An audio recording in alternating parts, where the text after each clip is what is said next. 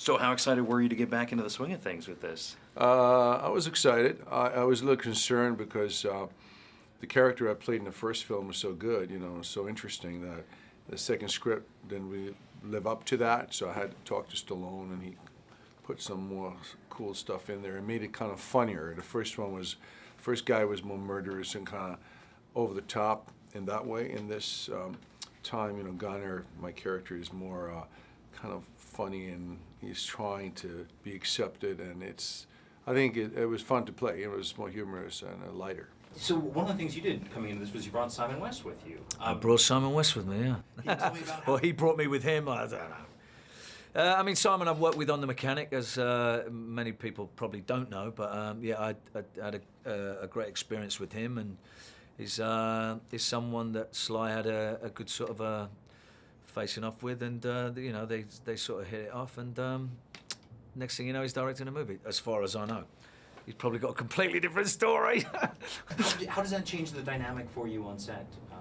Hey, listen, there's one director, so obviously you go to that man. But in the scenes that you're with Sly, he can never take his directing hat off. He always likes to give so many great sort of points of view, and it's a benefit. You're getting the best of everybody, all putting their heads together, and it all makes for the better.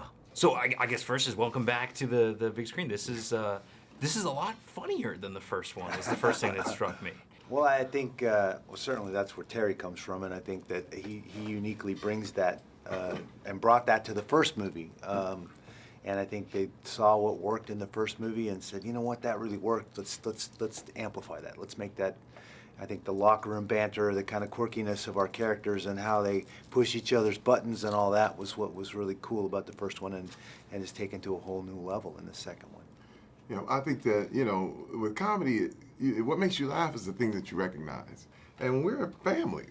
However dysfunctional all of us are, we're a family, and you kind of see, you can almost imagine this is like, everybody's recognized, that's like my uncle, or that's like my cousin. If you get a family together and they make quips and they know the buttons, they know what to push.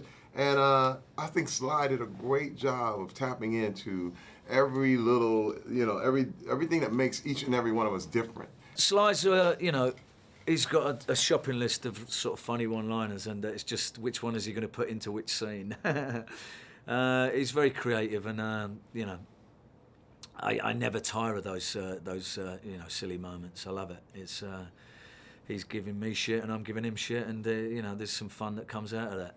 Bigger, badder, and more jokes. That was the kind of motto. And I think, people didn't know if the first one was going to work, so when they knew it was going to work, then what did work was the humor and the action, the hard R, heavy action. So we try to put more of both in this film.